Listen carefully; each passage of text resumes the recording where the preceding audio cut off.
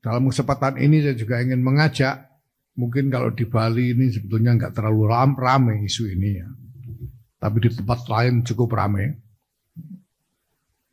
Ketika ada benturan-benturan, belum lama ini terjadi di Malang, di Pemalang misalnya, dan mungkin di daerah lain, yang terjadi di antara sesama anak bangsa, kemungkinan juga sesama warga NU, mengenai satu hal yang mereka berbeda pendapat. Ini saya minta agar benturan-benturan seperti itu tidak diterus-teruskan. Kita boleh berbeda pendapat, boleh berbeda pandangan, tapi semua itu harus dilakukan dengan terus menjaga hubungan batin di antara kita, persaudaraan di antara kita sebagai sesama warga bangsa, lebih-lebih sebagai sesama warga Nahdlatul Ulama.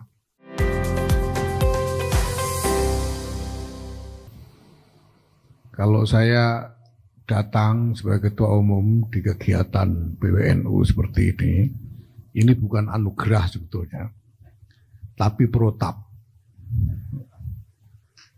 Jadi ini memang prosedur tetap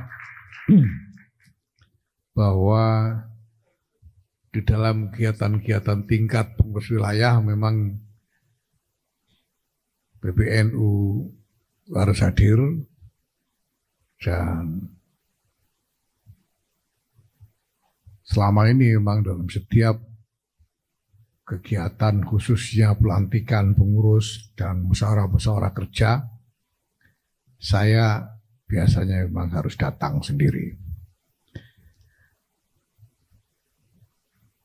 Bapak Ibu yang saya hormati, pertama-tama saya ucapkan selamat kepada pengurus wilayah Nahdlatul Ulama Provinsi Bali yang sudah hampir menyelesaikan masa khidmahnya, karena tadi disebut oleh Ketua Pak Abdul Aziz bahwa masa khidmah PWNU Bali ini berakhir November, dan sekarang saya kira Muskerwil ini merupakan momentum untuk bersiap-siap melakukan konsolidasi persiapan menuju konferensi wilayah yang akan datang. Mudah-mudahan semuanya berlangsung dengan baik, lancar, dan sukses. Amin. Kiai Nur Hadi tadi, Roy Surya menyebut apa yang disampaikan oleh Presiden Prabowo Subianto, bahwa di dalam setiap keadaan krisis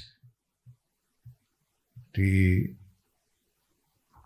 dalam kehidupan berbangsa dan bernegara, Nahdlatul Ulama senantiasa tampil di garis depan di dalam upaya untuk menjaga keutuhan bangsa dan negara ini. Ini sebetulnya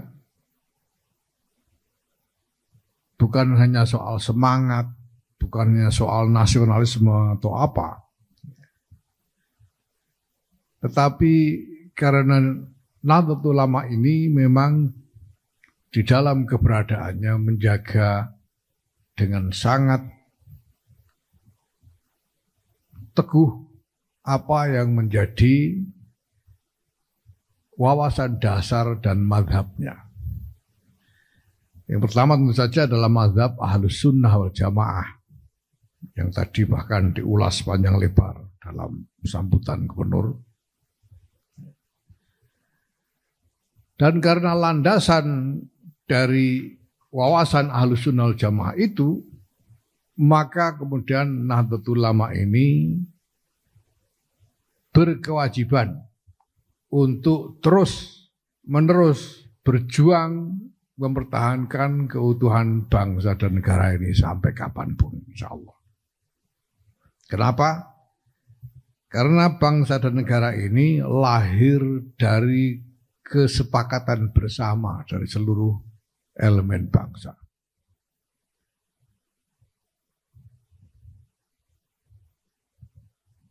Bangsa Indonesia, Negara Kesatuan Republik Indonesia ini lahir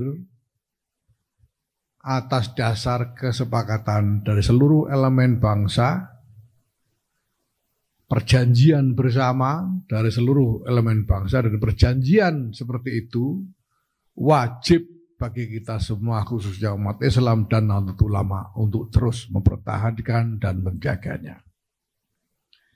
Maka menjadi bagian dari kredo Nahdlatul Ulama, bagian dari keyakinan Nahdlatul Ulama bahwa dalam keadaan apapun, di tengah gejolak sebagaimanapun, di hadapan kesulitan-kesulitan seperti apapun, NKRI harus tetap teguh berdiri sampai kapanpun. Karena ini adalah mandat dari kesepakatan seluruh elemen bangsa.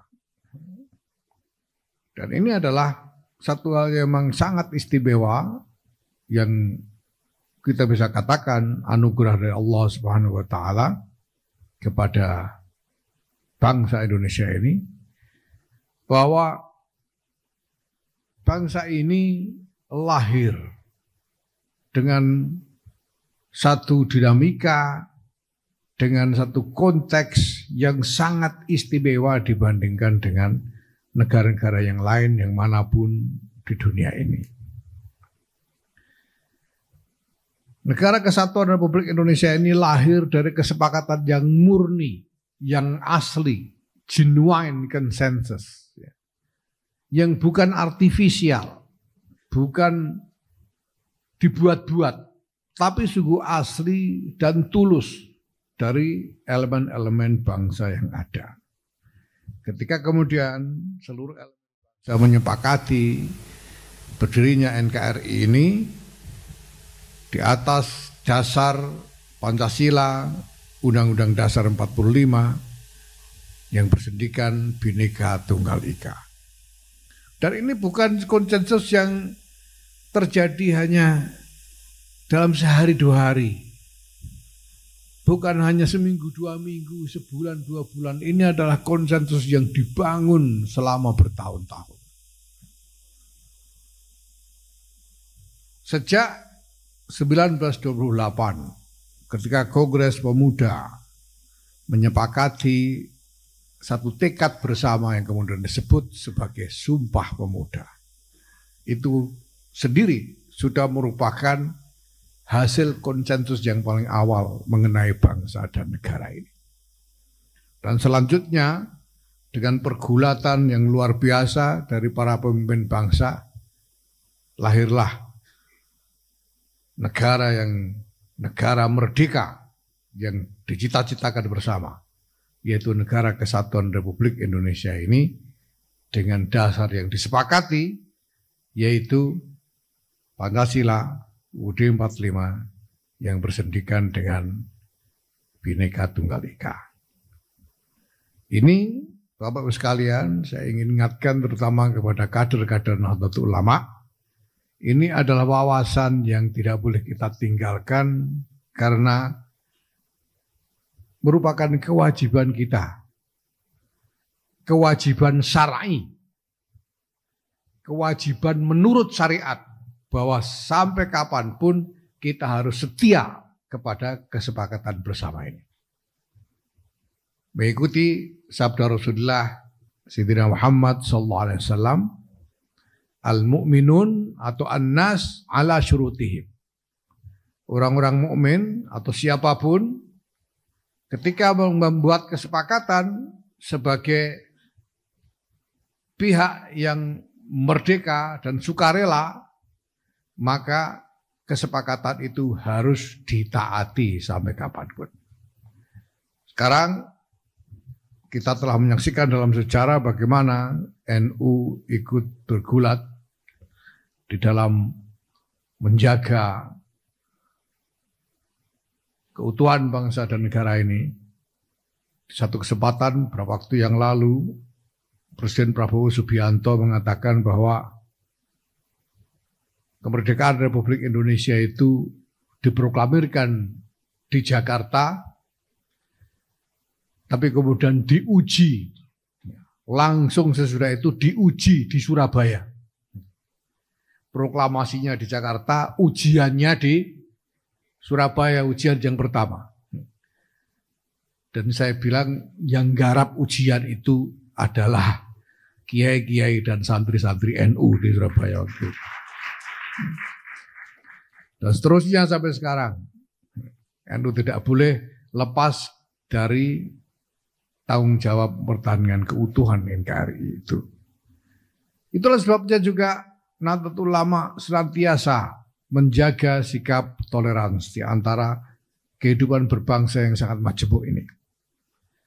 Mengedepankan harmoni, mengedepankan dialog. Semuanya demi keutuhan bangsa dan negara.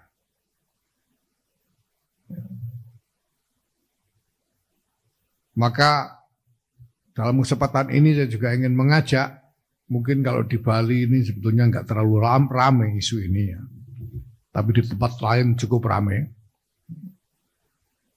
Ketika ada benturan-benturan, belum lama ini terjadi di Malang, di Pemalang misalnya, dan mungkin di daerah lain, yang terjadi di antara sesama anak bangsa, kemungkinan juga sesama warga NU mengenai satu hal yang mereka berbeda pendapat. Ini saya minta agar benturan-benturan seperti itu tidak diterus-teruskan. Kita boleh berbeda pendapat, boleh berbeda pandangan, tapi semua itu harus dilakukan dengan terus menjaga hubungan batin di antara kita, persaudaraan di antara kita sebagai sesama warga bangsa, lebih-lebih sebagai sesama warga Nahdlatul Ulama. Karena sejak awal Hadratus Syekh Kiai Muhammad Hasyim Asy'ari sendiri telah menegaskan kepada siapapun yang ingin bergabung di dalam NU. Beliau mengundang para ulama dari Ahli Sunnah wal Jamaah dengan semua pengikut-pengikutnya untuk bergabung di dalam NU. Dan kemudian beliau mengatakan kepada semua yang ingin bergabung kepada NU, udkhuluha bil mahabbati wal widad wal ulfati wal ittihad wal ittisal bil arwahi wal ajsad. Anda semua masuklah, bergabunglah ke dalam NU ini dengan mahabbah, dengan kasih sayang dan cinta. Bil mahabbah wal widad wal ulfati wal ittihad, dan dengan kerukunan dan bersatu, jangan berpecah belah. Wal ittisali bil arwahi wal ajsad, dan persambungan di antara roh-roh, di antara jiwa-jiwa kita, di samping juga persambungan di dalam pergaulan fisik kita. Jadi orang NU itu tidak hanya harus terlihat rajin kumpul-kumpul. Orang NU ini kan memang terkenal senang kumpul-kumpul. Dalam momentum apapun sepanjang hidup itu isinya kumpul-kumpul terus. Ya. Orang baru hamil, belum lahir sudah kumpul-kumpul. Ada mitoni itu. Selawatan kumpul-kumpul. Habis itu lahir, ada walimah tasmiyah kumpul-kumpul lagi. Sudah itu anaknya kalau laki-laki ataupun perempuan, walaupun caranya beda, kalau perempuan simbolis, tapi kalau laki-laki ini khitan itu ya dipotong beneran. Ya kalau perempuan tentunya enggak dipotong, cuma simbolis saja. Itu juga masih ada selamatan kumpul-kumpul. Nanti mau mau kawin, ya, baru lamaran saja sudah kumpul-kumpul. Kawin nikahnya juga kumpul-kumpul lagi terus. Ya. Mati juga kumpul-kumpul. Sampai mati kumpul-kumpul. Itu saja bukan cuma sekali. 3 hari kumpul lagi, 7 hari kumpul lagi, terus sampai 40 hari. Ini senengnya orang NU. Ini namanya ittisal bil ajsad. Bersambung satu sama lain secara jasmani, secara fisik. Karena kita berkumpul lebih sering. Tetapi bukan hanya itu yang dibutuhkan, kita juga harus bisa menjalin ittisal bil arwah. Menjalin hubungan dengan jiwa-jiwa kita. Nah, caranya menjamin hubungan dengan jiwa-jiwa itu adalah dengan saling mendoakan. Maka saya minta kepada saudara-saudara yang hadir di sini, kader-kader NU, warga NU, dan saya minta nanti ditularkan kepada warga NU yang lain, ya. Istiqomahkanlah setiap hari mendoakan untuk sesama. Mendoakan untuk sesama setiap hari. Kalau bisa. Kalau susah bunyi doanya bacakan Fatihah. Di Fatihah untuk para pemimpin NU, untuk para ulama NU, dan untuk semua warga NU yang ada. Baik yang masih hidup maupun yang sudah wafat. Hadiahkan Fatihah. Sekurang-kurangnya sehari sekali saja. Kalau tidak bisa sehari sekali ya sudahlah, seminggu sekali. Tiap malam Jumat. Kalau seminggu sekali nggak bisa, bangetan. Ini semua untuk mengikhtiarkan supaya di antara kita ini ada persambungan roh, persambungan jiwa di antara kita. Karena ini adalah amanat dari Muassis Nahdlatul Ulama Hadratus Syekh Kiai Muhammad Hasyim Asy'ari. Mungkin kalau sekarang ini banyak sama orang NU saling mencela satu sama lain, mencaci maki satu sama lain. Mungkin karena kurang saling berdoakan di antara mereka. Nanti kita cek, kalau kita sudah saling berdoakan kok masih ada yang begitu, nah berarti bukan orang NU, gitu aja. Ngeceknya begitu. Nah, mari sekarang kita tes dulu ini orang NU beneran apa enggak. Kita istiqomahkan, mendoakan dan dia Fatihah untuk semua orang NU ini. Nah kalau nanti lihat aja lah, tidak usah lama-lama. Seminggu 2 minggu kok masih ada yang begitu, berarti yang begitu itu bukan NU, gitu saja sudah. Nah, Bapak Ibu sekalian yang kami hormati, ya, di samping yang saya sebut tadi merupakan persiapan menuju konferensi wilayah, saya kira karena ini merupakan agenda nasional, Muskerwil ini juga harus menghasilkan rencana-rencana strategis untuk tingkat wilayah Provinsi Bali ini. PBNU telah menyusun suatu rencana strategis nasional, Renstra nasional untuk NU ini sebagai ikhtiar kita dalam konsolidasi agenda-agenda. Saya sering menyebut bahwa Nahdlatul Ulama ini dalam periode ini punya 2 agenda penting, yaitu yang pertama adalah agenda repositioning, jadi menata kembali penempatan kedudukan Nahdlatul Ulama di tengah kehidupan berbangsa dan bernegara ini dalam berhubungan dengan aktor-aktor lain di dalam masyarakat, ya, dalam berhubungan dengan aktor-aktor politik misalnya, termasuk dalam berhubungan dengan pemerintah.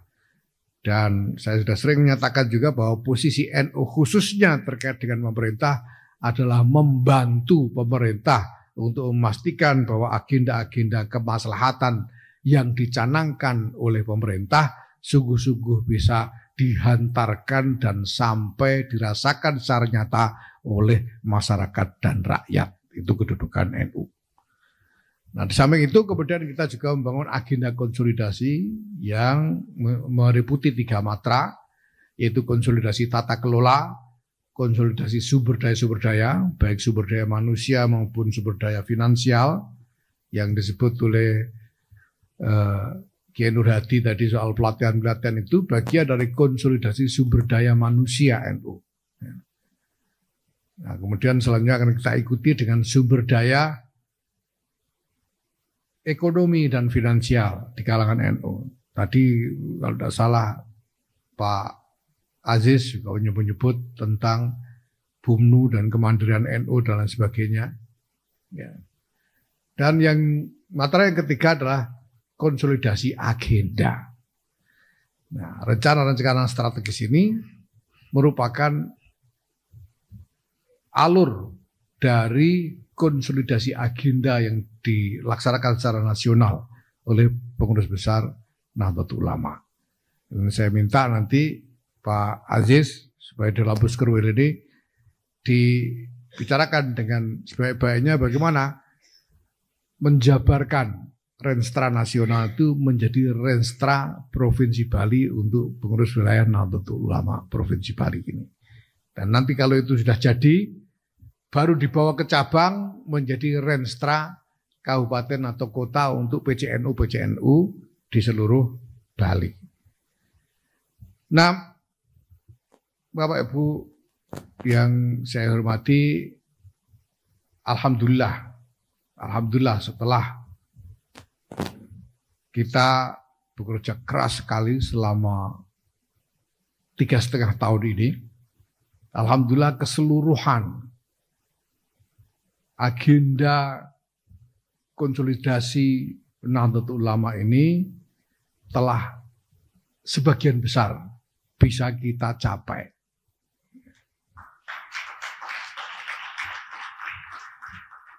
Saya bisa katakan bahwa dari keseluruhan sasaran-sasaran yang dicanangkan, target-target yang dicanangkan, saat ini kita sudah sampai pada titik 70% sekurang-kurangnya dari keseluruhan sasaran konsolidasi yang dicanangkan. Beberapa minggu yang lalu, Wakil Ketua Umum Kiai Amin Said Husni mendapatkan satu aplikasi artificial intelligence yang baru, yang paling baru ini di antara yang lain-lain. Dia mendapatkannya karena promosi dari Pak Menko PMK, Pak Pratikno waktu itu mengatakan bagus ini, tertarik, lalu Pak Amin Said Husni ikut mendownload itu, dan kemudian kepada AI itu dia menanyakan, minta tolong buatkan rekomendasi strategi konsolidasi NU. Karena dia mau, saya tidak tahu kok dia tiba-tiba pengen nanya itu kepada AI. Mungkin pengen ngecek. Dalam waktu 5 menit keluar semuanya.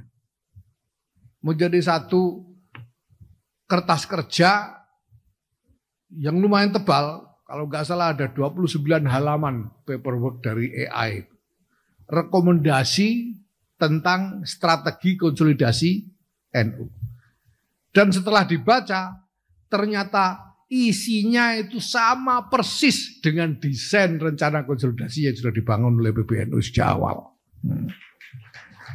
Jadi rupanya PBNU ini sejak awal sudah berpikir seperti artificial intelligence.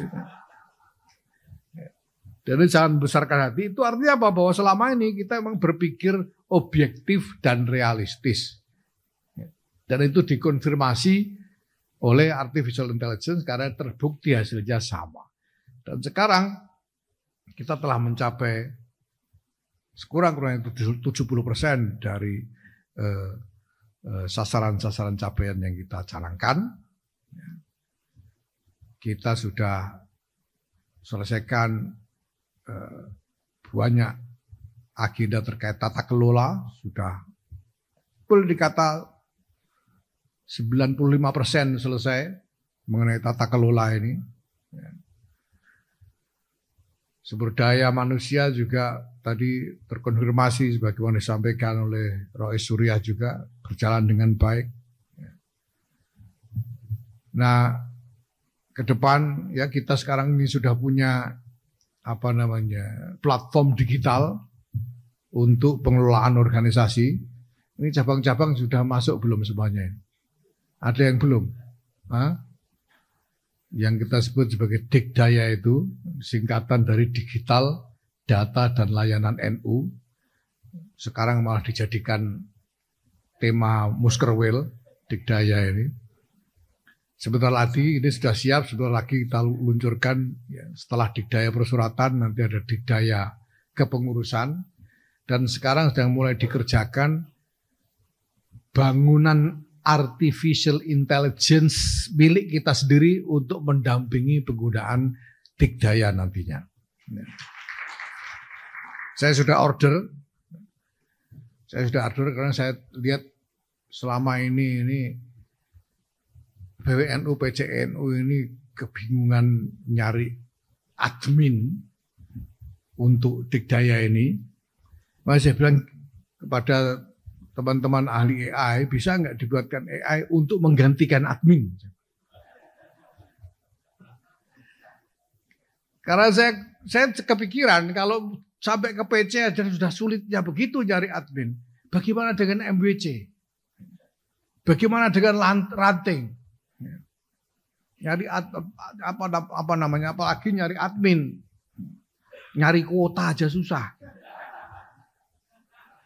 Jangan-jangan kalau mau masuk Dikdaya itu harus nyari wifi gratisan dulu, jangan-jangan.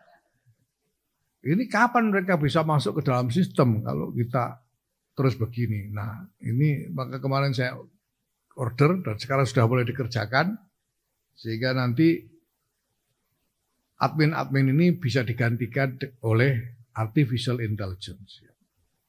Sehingga kalau siapapun yang bisa WA-an, bisa main WA, itu bisa langsung mengoperasikan tanpa harus ada admin berwujud manusia.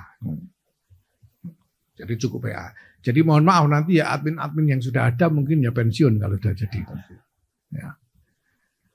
Ya, tapi saya kira itu tidak masalah karena yang penting bahwa agenda untuk konsolidasi yang memang basis paling strategis dari keseluruhannya itu adalah digitalisasi. Ya, ini mudah-mudahan bisa tercapai. Sekali lagi saya ucapkan selamat bermusyawarah kepada PWNU dan PCNU seluruh Bali ini. Mudah-mudahan menghasilkan hal-hal yang bermanfaat dan saya pesan pertama mulailah melakukan konsolidasi untuk persiapan menghadapi konferensi karena sebelum November, saya kira harus sudah ada konferensi. Ini sudah hampir masuk Agustus, ya. Agustus, September, Oktober, 3 bulan lagi. Tolong dipersiapkan dengan sebaik-baiknya. Tapi pada saat yang sama, keseluruhan bangunan agenda untuk NU Bali ke depan juga harus diselesaikan. Tanpa harus terganggu apalagi terhambat oleh momentum-momentum seperti konferensi-konferensi itu. Setelah ini mungkin ada beberapa cabang juga yang harus segera konferensi, ini semuanya harus tetap berjalan agenda-agenda strategis ini. Selamat bermusyawarah, mudah-mudahan mencapai hasil-hasil yang manfaat, maslahat dan barokah. Terima kasih atas segala partisipasi dan semangatnya untuk bergabung dalam pergulatan bersama khidmah Nahdlatul Ulama ini. Terima kasih kepada semua pihak atas kerjasama dan bantuan-bantuannya. Wallahul muwaffiq ila aqwamit thoriq. Wassalamualaikum warahmatullahi wabarakatuh.